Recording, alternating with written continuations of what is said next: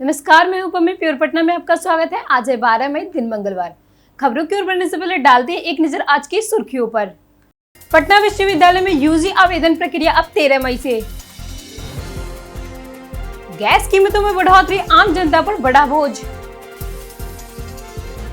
पटना में आंधी के बाद चला बड़ा सफाई अभियान। पटना जू में ऊंचाई से दिखेंगे जानवर, मिलेगा एडवेंचर अनुभव। राजस्थान रॉयल्स के नए रॉकस्टार बने युवा बल्लेबाज वैभव सूर्यवंशी। तो चलिए बढ़ते अब तक की 25 अहम खबरों की ओर विस्तार से। पटना विश्वविद्यालय में यूजी आवेदन प्रक्रिया अब 13 मई से। पटना विश्वविद्यालय में यूजी दाखिला के लिए 9 मई को पोर्टल तकनीकी कारणों से नहीं खुल सका। अब विश्वविद्यालय ने घोषणा की है कि आवेदन प्रक्रिया 13 मई से शुरू होगी और 30 मई तक चलेगी।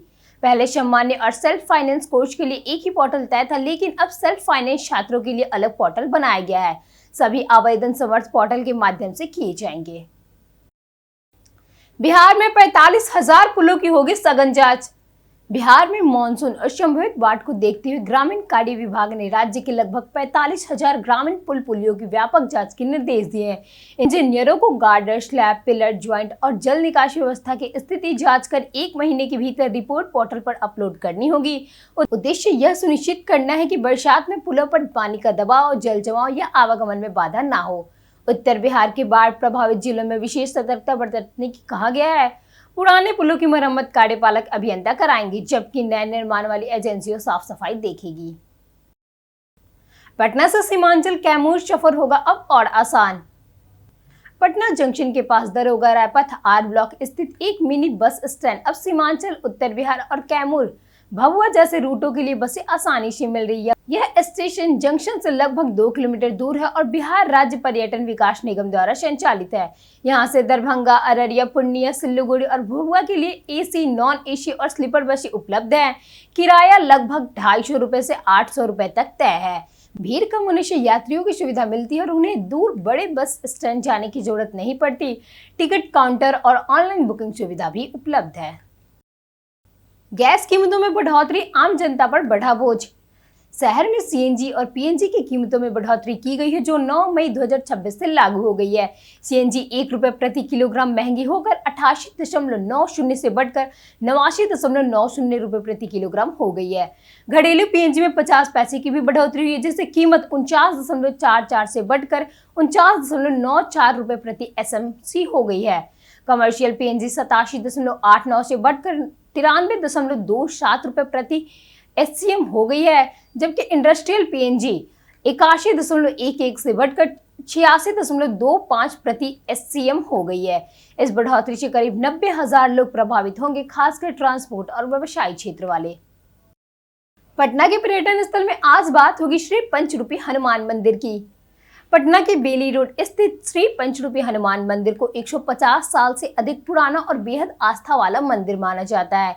पंचमुखी हनुमान प्रतिमा, शांत वातावरण और प्रसिद्ध लड्डू प्रसाद इसकी खास पहचान है। मान्यता है कि यहाँ सच्चे मन से पूजा करने वाले पर संकट दूर होते हैं और मनोकामनाएं पूर्ण होती है। आज ही के दिन दूसरा बड़ा मंगलवार भी मनाया जाएगा, जिसे ज्येष्ठ मास का अत्यंत शुभ मंगलवार माना जाता है। धार्मिक विश्वास के अनुसार इसी माह श्री राम और हनुमान जी की भेंट हुई थी। इस दिन व्रत, पूजा, दान और भंडारे का विशेष महत्व रहेगा। पंचांग के प्रभाव के बावजूद शुभ मुहूर्त में पूजा करना फलदायी माना गया है। पटना में आंधी के बाद चला बड़ा सफाई अभियान। तेज आंधी और बारिश के बाद पटना में नगर निगम ने युद्ध स्तर पर सफाई अभियान शुरू किया है। शहर भर में गिरे करीब 200 छोटे बड़े पेड़ों को हटाया जा चुका है। नूतन राजधानी अंचल में सबसे अधिक नुकसान हुआ, जहां 140 से ज्यादा पेड़ गिरे। हॉजिंग, बेली रोड, गोल्फ क्लब और चिड़ियाघर इलाके में विशेष अभियान चलाया गया। पाटलिपुत्र, बांकीपुर और आजिमाबाद क्षेत्रों में भी जेसीबी और मजदूरों की मदद से मलबा हटाया गया। निगम अब नालों की सफाई में भी जुटा है। अधिकारियों ने कहा कि 15 मई तक अभियान पूरा होगा और भविष्य में गिरे पेड़ों की जगह नए वृक्ष लगाए जाएंगे। वैभव सूर्यवंशी के डेब्यू मैदान का बदलेगा पूरा रूप। मैनुअल हक स्टेडियम एक बार फिर सुर्खियों में है। कभी फुटबॉल मैदान के रूप में पहचान रखने वाला यह स्टेडियम अब हाईटेक अंतर्राष्ट्रीय क्रिकेट कॉम्प्लेक्स में बदलना जा रहा है। इसी मैदान पर कपिल देव, सुनील गावस्कर और रवि शास्त्री जैसे दिग्गज खेल चुके हैं, जबकि युवा स्टार वैभव सूर्यवंशी ने भी यहाँ रणजी से डेब्यू किया था। 1996 वर्ल्ड कप के दौरान हेलीकॉप्टर से मैदान सूखने की घटना ने इसे खास पहचान दिलाई थी। अब यहाँ 40,000 क्षमता वाले stadium, practice ground, gym, swimming pool और आधुनिक सुविधाएं विकसित की जाएंगी ताकि भविष्य में आईपीएल और अंतर्राष्ट्रीय मैच आयोजित हो सके। बिहार कर्मचारियों को अब बिना एजेंट मिलेगा आसान डिजिटल लोन। बिहार सरकार ने कर्मचारियों और पेंशन भोगियों के लिए ऑन डिमांड वेतन पेंशन अग्रिम योजना शुरू की है। इसके तहत अब कर्मचारी और पेंशन भोगी बिना एजेंट या साहूकार के चक्कर लगाए अपने वेतन या पेंशन का 30 गुना तक लोन डिजिटल पेपरलेस प्रक्रिया से ले सकेंगे। योजना के तहत 60 दिनों तक ब्याज मुक्त अग्रिम और 60 दिनों तक दीर्घकालीन ऋण मिलेगा। पूरी व्यवस्था CMFS और HRMS पोर्टल से जुड़ी होगी, जिससे लोन स्वीकृति और EMI कटौती क्षमता होगी। सरकार इस योजना को शून्य लागत एवं शून्य दायित्व मॉडल पर लागू करेगी, जबकि बैंकों द्वारा ऋण जोखिम वहन किया जाएगा। अपराधियों पर सख्त कार्रवाई से बदलेगा बिहार का माहौल। सम्राट चौधरी ने कहा कि बिहार सरकार अपराध मुक्त राज्य बनाने के लिए पूरी तरह प्रतिबद्ध है और अपराधियों के खिलाफ सख्त कार्रवाई जारी करेगी। उन्होंने स्पष्ट किया कि पुलिस को चुनौती देने वाले को 48 घंटे के भीतर जवाब मिलेगा और किसी अपराधी को बख्शा नहीं जाएगा। सरकार के अनुसार मजबूत कानून व्यवस्था से उद्योग, निवेश और रोजगार को बढ़ावा मिलेगा। कार्यक्रम में पटना के विकास कार्य को भी जिक्र हुआ, जिसमें सड़क निर्माण, जल निकासी और सैदपुर में राजीव नगर नाला परियोजनाएं शामिल है। सम्राट ने कहा कि नालों की सफाई और रख रखाव के लिए विशेष व्यवस्था भी की जा रही है।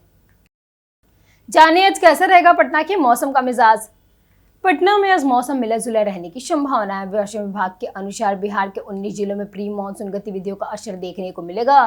राजधानी पटना समेत कई इलाकों में तेज आंधी, बारिश और वज्रपात को लेकर कई अलर्ट जारी किया गया है। दिन में गर्मी और उमस लोगों को परेशान कर सकती है, जबकि बीच बीच में हल्की से मध्यम बारिश राहत दे सकती है। अधिकतम तापमान लगभग 38 डिग्री सेल्सियस तक पहुंचने का अनुमान है, जबकि मौसम लगातार बदलाव के कारण लोगों को सतर्क रहने और खराब मौसम के दौरान सुरक्षित स्थानों पर रहने की सलाह दी गई है। पटना में ATM बोर्ड के पीछे निकला मॉडर्न सैलून। पटना के रूपसपुर इलाके में एक अनोखा मामला लोगों के बीच चर्चा का विषय बना हुआ है। विजय विहार कॉलोनी में एक जगह बाहर से पूरी तरह SBI ATM जैसे दिखती है, लेकिन अंदर जाने पर लोग हैरान रह जाते हैं क्योंकि वहां अब सैलून चल रहा है। दरअसल पहले यहां स्टेट बैंक ऑफ इंडिया का ATM था, जिसे बाद में हटा दिया गया, लेकिन बाहर का बोर्ड और शटअप वैसे ही छोड़ दिया गया। इसके बाद जगह किराए पर देकर सैलून शुरू कर दिया गया है। बाहर से ATM जैसा दिखने के कारण कई लोग पैसे निकालने पहुंच जाते हैं और अंदर का नजारा देखकर चौंक जाते हैं। पटना में नवीन किशोर सिन्हा पथ का हुआ भव्य उद्घाटन।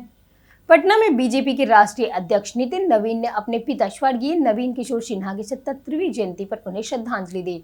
वे भावुक नजर आए और कहा कि उनके पिता के सपने का पूरा होते देख उन्हें संतुष्टि मिल रही है।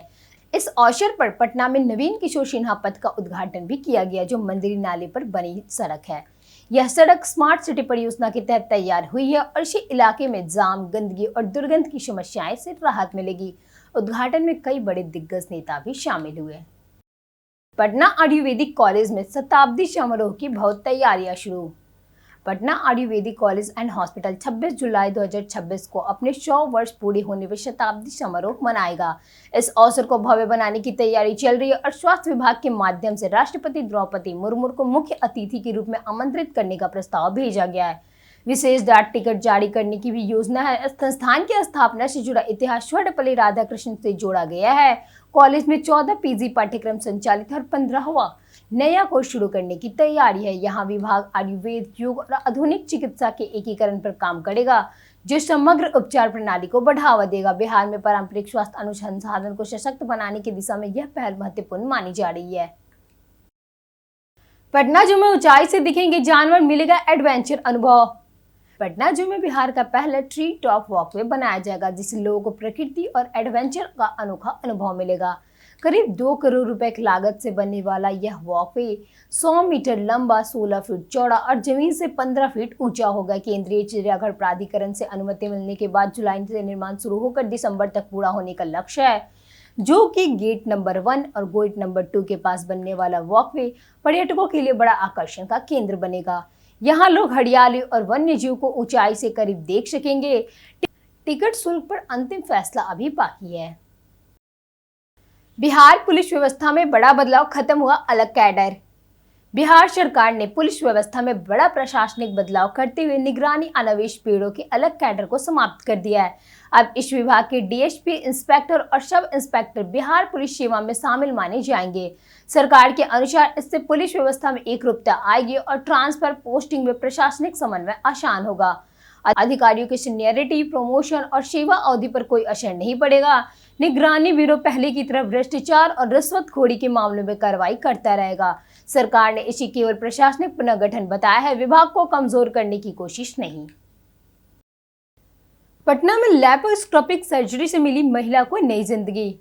यूट्रेन फाइब्रोइड से पीड़ित 43 वर्षीय महिला को फ्रॉड हॉस्पिटल में सफल लैप्रोस्कोपिक सर्जरी के जरिए नई जिंदगी मिली। धनरुआ निवासी महिला लंबे समय से पेट दर्द, माहवारी में अनियमितता और शौच में परेशानी से जूझ रही थी। जांच में गर्भाशय के पास 6 सेंटीमीटर का पेंडिक्यूलेट फाइब्रोइड मिला। स्त्री रोग विशेषज्ञ डॉक्टर जागृति भारद्वाज और डॉक्टर अनीता सिंह की टीम ने बिना चीरफाड़ के लैप्रोस्कोपिक ऑपरेशन कर गांठ निकाली। डॉक्टरों ने बताया कि फाइब्रोइड महिलाओं में होने वाली गैर कैंसर युक्त गांठ है, जिसका समय पर इलाज जरूरी है।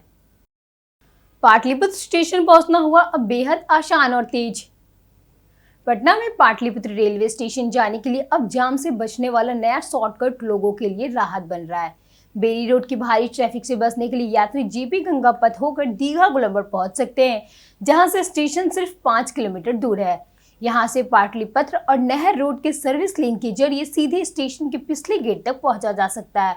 रास्ता चौड़ा और ट्रैफिक मुक्त है। फ्लाईओवर मिस होने पर भी दीघा थाना के पास नहर किनारे वाली सड़क से स्टेशन पहुंचने का आसान विकल्प मौजूद है। पटना में पेड़ गिरने से मौत, हंगामा कर पुलिस पर हमला। पटना के गर्दनीबाग क्षेत्र में 8 मई को आई आंधी बारिश के दौरान पेड़ गिरने से 3 लोग घायल हो गए थे। इलाज के दौरान अभय कुमार उर्फ मटरू की मौत हो गई, जिसके बाद परिजन और स्थानीय लोगों में आक्रोश फैल गया।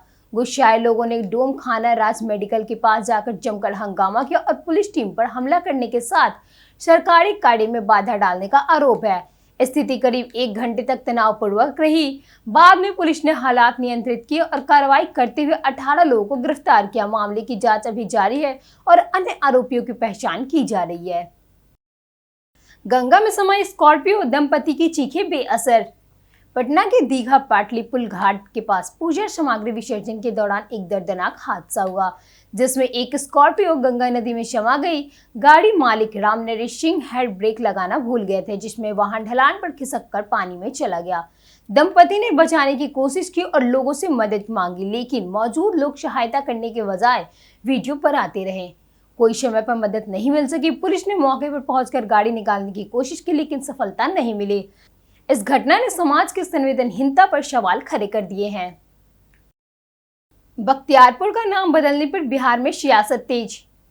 बिहार में बख्तियारपुर का नाम बदलने की चर्चाओं ने सियासी माहौल गर्म कर दिया है। राजद ने दावा किया कि सम्राट चौधरी और नीतीश कुमार की एनडीए सरकार बख्तियारपुर का नाम बदलने की तैयारी कर रही है।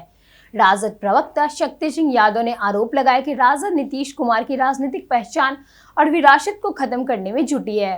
उन्होंने कहा कि सीतामढ़ी मेडिकल कॉलेज और जैविक उद्यान का नाम बदलने की बात अब बख्तियारपुर भी निशाने पर है। राजद ने इसे भाजपा और आरएसएस की विचारधारा से जोड़ते हुए कहा कि बिहार की जनता इस राजनीतिक घटनाक्रम पर नजर बनाए हुए है। पटना में अज्ञात वाहन की टक्कर से 2 युवकों की हुई मौत। पटना के नौबतपुर इलाके में दर्दनाक सड़क हादसे में बाइक सवार 2 युवक की मौत हो गई। पिपलावा थाना क्षेत्र के फरीदापुर दरियापुर पुल के पास अज्ञात वाहन ने उनकी बाइक को जोरदार टक्कर मार दी। मृतकों की पहचान छोटे टैंकरोल निवासी 30 वर्षीय मेधा पासवान और अमरपुर निवासी 28 वर्षीय आलोक कुमार के रूप में हुई। दोनों शादी समारोह में खाना बनाने का सामान पहुंचाकर घर लौट रहे थे। हादसे के बाद वाहन चालक फरार हो गया। पुलिस ने शवों को पोस्टमार्टम के लिए भेज दिया और सीसीटीवी फुटेज के आधार पर आरोपी की वाहन की तलाश कर रही है। अपराध नियंत्रण और चैन स्नैचिंग रोकने सड़क पर उतरी पटना पुलिस। पटना में सोमवार सुबह पुलिस ने अपराध नियंत्रण और चैन स्नैचिंग की घटनाओं पर रोक लगाने के लिए सघन वाहन जांच अभियान चलाया। राजधानी के 20 अलग अलग पॉइंट पर बैरिकेडिंग कर वाहनों की जांच की गई। हर चेकिंग पॉइंट पर एक पुलिस पद अधिकारी और 4 जवान तैनात रहे। जांच के दौरान कई वाहन चालक के पास जरूरी दस्तावेज नहीं मिलने पर जुर्माना भी वसूला गया, जबकि कुछ संदिग्ध वाहनों को आगे भी पूछताछ के लिए थाने ले जाया गया।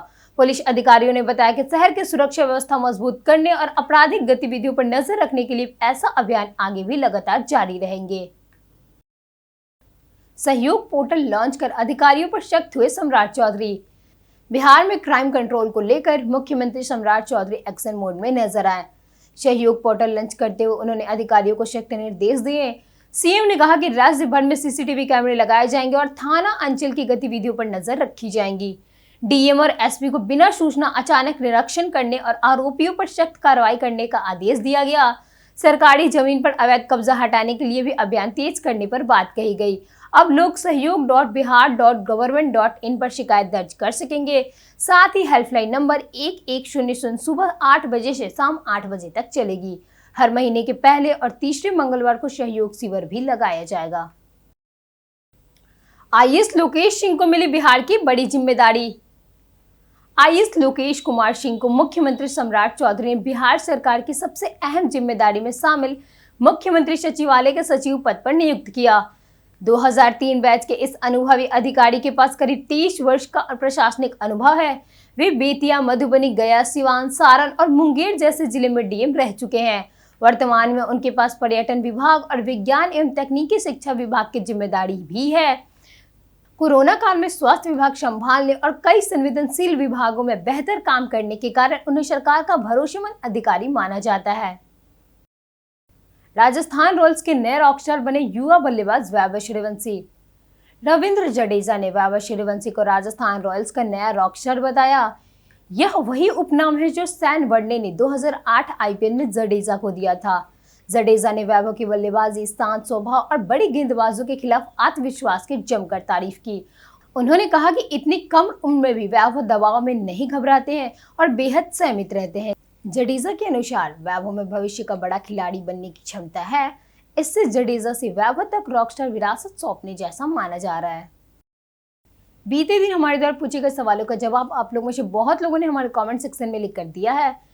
जिन्होंने हमारे द्वारा पूछे गए सवालों के जवाब दिए हैं उनके नाम है अमरजीत कुमार, किशन शाह, संजीव कुमार, दयानंद सिंह, जयशंकर, विक्की राज, मुन्नी देवी, मंटू कुमार, धीरज कुमार और अरुण कुमार। इसी के साथ बढ़ते आज के सवाल पर। आज का सवाल है, क्या गांव में मरीजों को शहर जैसा इलाज मिलना संभव हो पाया है? आप अपना जवाब हमें हमारे कमेंट सेक्शन में लिखकर जरूर बताएं। आज के लिए इतना ही। बिहार के तमाम खबरों के साथ बने रहने के लिए देखते रहिए प्योर पटना। और साथ ही अगर आप यूट्यूब चैनल पर देख रहे हैं तो चैनल को सब्सक्राइब करें और अगर आप फेसबुक पेज पे देख रहे हैं तो लाइक और फॉलो जरूर करें।